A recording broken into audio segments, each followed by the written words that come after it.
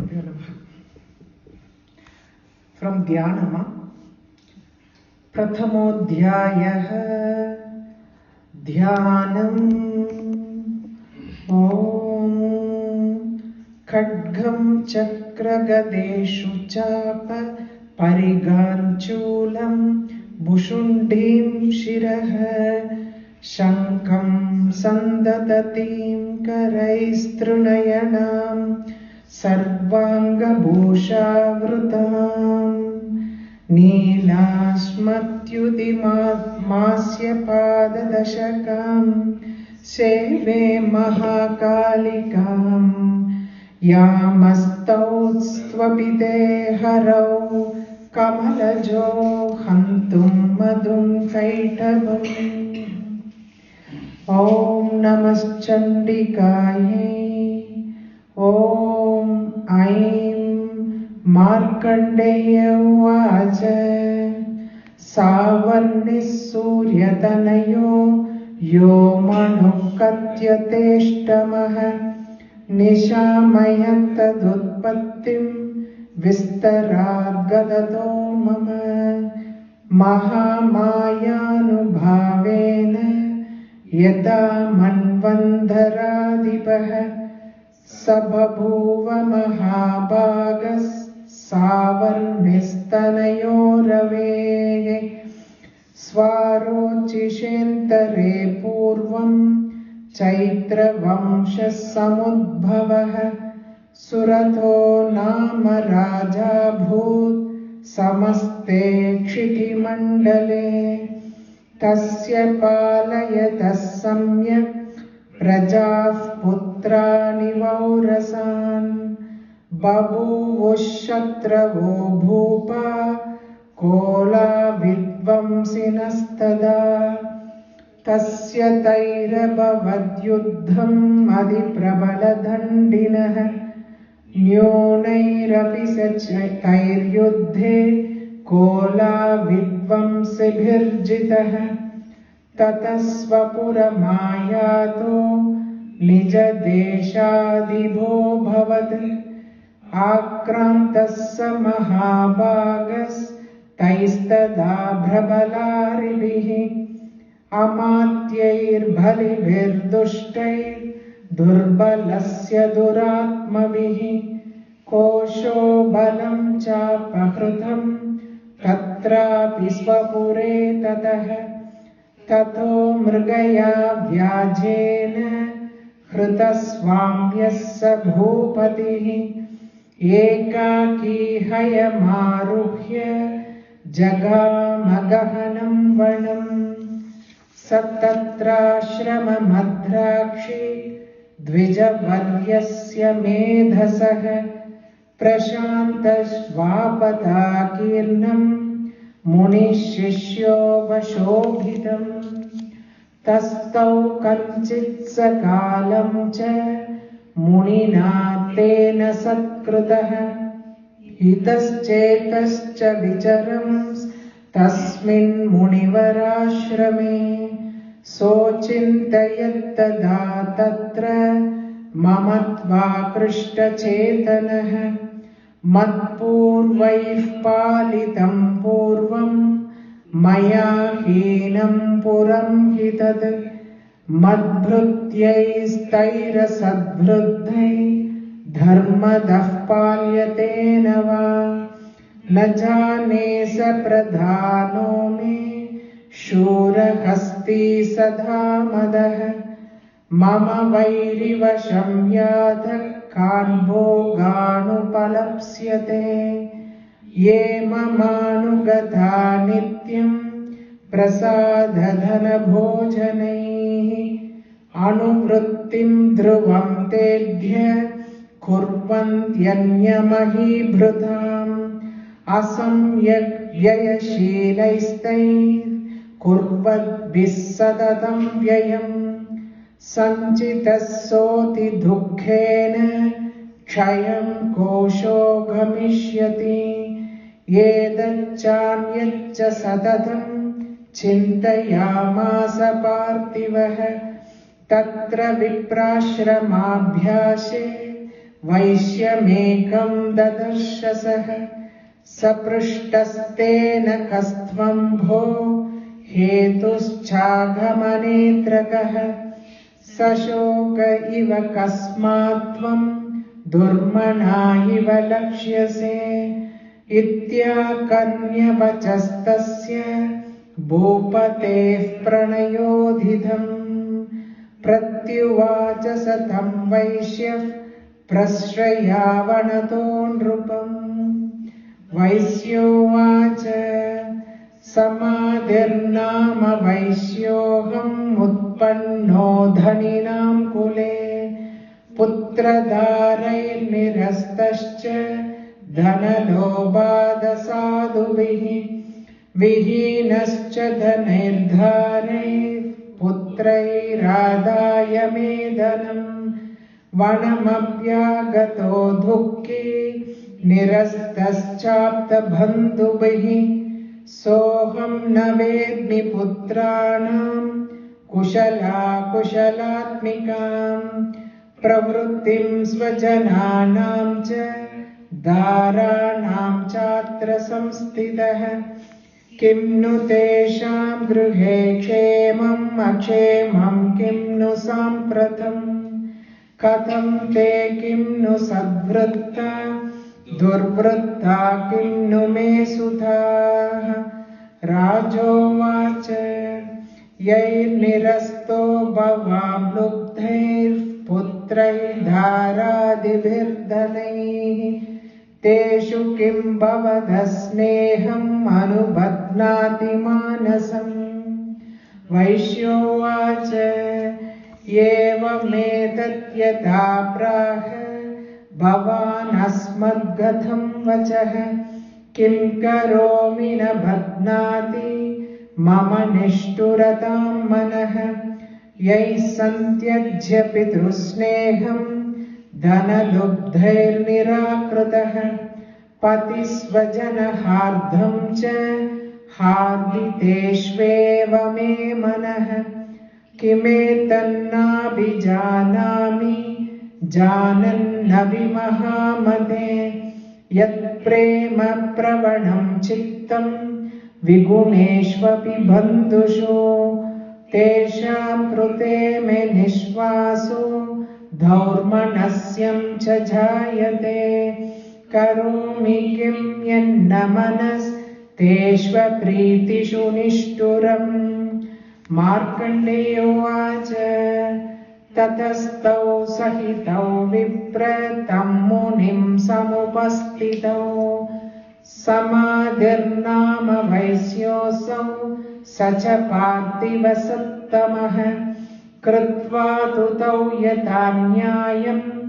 यथार्हं तेन संविधम् उपविष्टौ कथा काश्चित् चक्रतुर्वैश्यपार्थिवौ राजोवाच भगवंस्त्वामहं प्रष्टुम् इच्छाम्येकं वदस्व तत् दुःखाय यन्मे मनसः स्वचित्ताय तथां विना मम त्वं गतराज्यस्य राज्याङ्गेष्वखिलेष्वपि जानतोऽपि यथान्यस्य किमेतन्मुनिसत्तम अयं च निकृतः पुत्रैर्धारैर्भृत्यैस्तथोज्जितः स्वजनेन च सन्त्यक्तस्तेषु हार्दी तथाप्यति एवमेष तथाहं च द्वावप्यत्यन्तदुःखितौ दृष्टदोषे विविषये मम त्वाकृष्टमानसौ तत्किमेतन्महाभाग यन्मोहो ज्ञानिनोरपि ममास्य च भवत्येष विवेकान्तस्य मूढता ऋषिरुवाच ज्ञानमस्ति समस्तस्य जन्तोर्विषयगोचरे विषयश्च महाभाग याति चैवं पृथक् पृथक् दिवान्दाः प्राणिनः केचिद् रात्रावन्दास्तथा परे केचिद्दिवा तथा रात्रौ प्राणिनस्तुल्यदृष्टयः ज्ञानिनो मनुजा सत्यम् किन्तु तेन हि केवलम् यतो हि ज्ञानिनः सर्वे पशुपक्षिमृगादयः ज्ञानं च तन्मनुष्याणां यत्तेषां मृगपक्षिणां मनुष्याणां च यत्तेषां तुल्यमन्यत्तथोभयोः ज्ञानेऽपि सति पश्यैतान् पदङ्गाञ्चावचञ्जुषु गणमोक्षाधृतान् मोहान् पीड्यमानानपि क्षुधा मानुषा मनुजव्याघ्र साभिलाषा सुधान् प्रति लोभात् प्रत्युपकाराय नन्वेतान् किं न पश्यसि तथापि ममता वर्ते मोहगर्ते निपातिताः महामाया प्रभावेन संसारस्थितिकारिणा तन्नात्र विस्मयकार्यो योगनिद्रा जगद्भतेः महामाया हरेश्चैषा तया सम्मोह्यते जगद् ज्ञानिनामपि चेतांसि देवी भगवती हि सा बलादाकृष्य मोहाय महामाया प्रयच्छति तया विसृज्यते विश्वं जगतेतच्चराचरम् सैषा प्रसन्ना वरदा नृणां भवति मुक्तये सा विद्या परमा मुक्तेर् हेतुभूता सनातनी संसारबन्धहेतुश्च सैव सर्वेश्वरेश्वरी राजोवाच भगवन् का हि सा देवी महामायेति यां भवान् ब्रवीति कथमुत्पन्ना सा कर्मास्याश्च किं द्विज यत्प्रभावा च सा देवी यत्स्वरूपा यदुद्भवा तत्सर्वं श्रोतुमिच्छामि त्वत्तो ब्रह्मविदाम्बर ऋषिरुवाच नित्यैव सा जगन्मूर्तिस्तया सर्वमिदं ततं तथापि तत्समुत्पत्तिर्बहुधा श्रूयतां मम देवानां कार्यसिद्ध्यर्थम् आविर्भवति सा यदा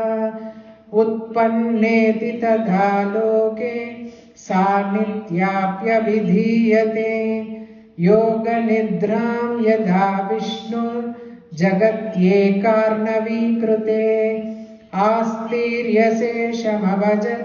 कल्पान्ते भगवान् प्रभुः तदा द्वावसुरौ घोरौ विख्यातौ मधुकैटभौ विष्णुकर्णमलोद्भूतौ हन्तुं ब्रह्माणमुद्यतौ सनाभिकमले विष्णो स्थिता ब्रह्मा प्रजापतिः दृष्ट्वा तावसुरौ चोग्रौ प्रसुप्तं च जनार्दनम् तुष्टावयोगनिद्रान्ताम् एकाग्रहृदयस्थितः विबोधनार्थाय हरे हरिनेत्रकृतालयाम्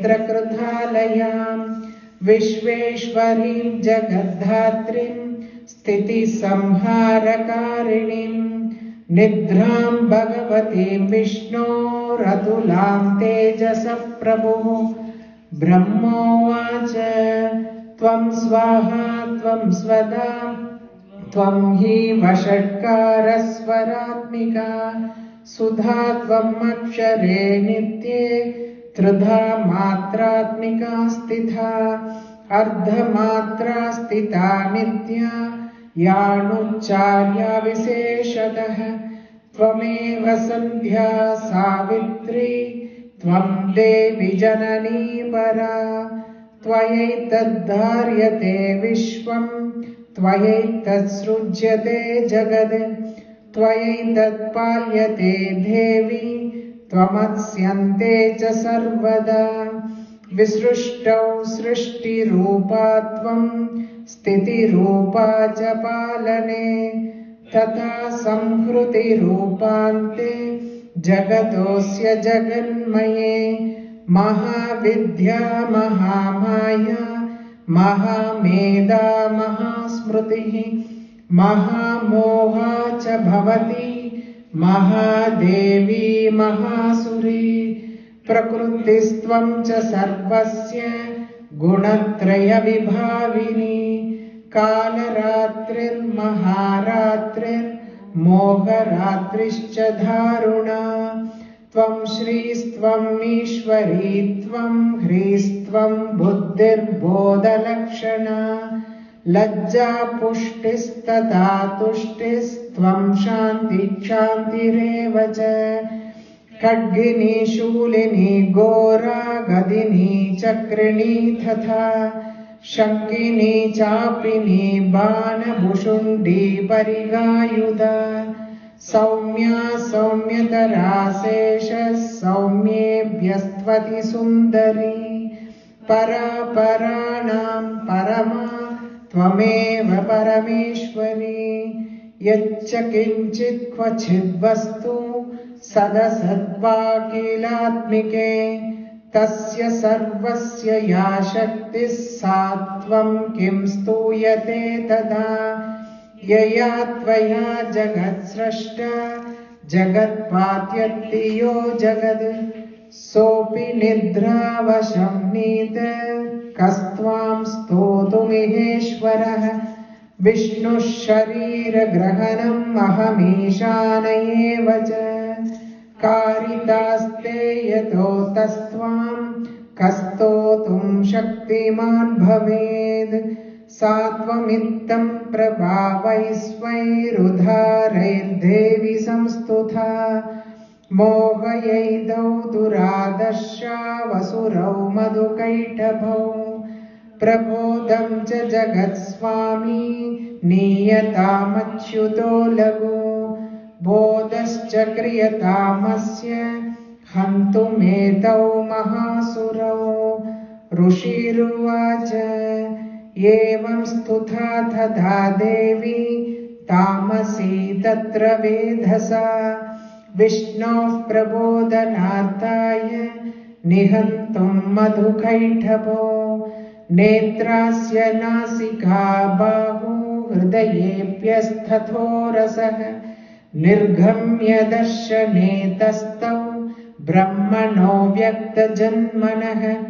उत्तस्थौ च जगन्नाथस्तया मुक्तो जनार्दनः। एकार्णवे हि शयनात् ततः स ददृशे च तौ। मधुकैटभो दुरात्मानावधिवीर्यपराक्रमो। क्रोधरक्ते क्षणावत्तुं ब्रह्माणं जनितोद्यमौ। समुत्थाय ततस्ताभ्यां युधे भगवान् हरिः। 5 वर्षसहस्राणि बाहुप्रहरनो विभुः। तावप्यतिबलोन्मत्तो महामाया विमोहितौ। उक्तवन्तौ वरोऽस्मत्तो व्रियतामिति केशवम्। श्रीभगवानुवाच भवेतामद्य मे तुष्टौ मम वध्या उभावपि।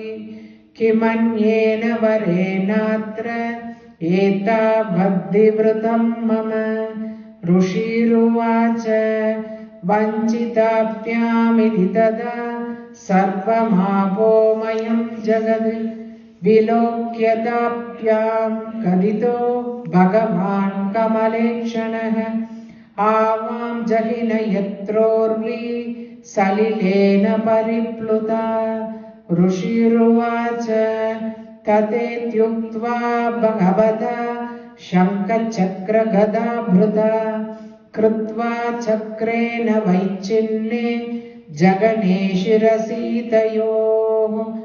एवमेषा समुत्पन्ना ब्रह्मणां संस्तुता स्वयं प्रभावमस्या देव्यास्तु भूयः शृणु वदामि ते। ऐं ॐ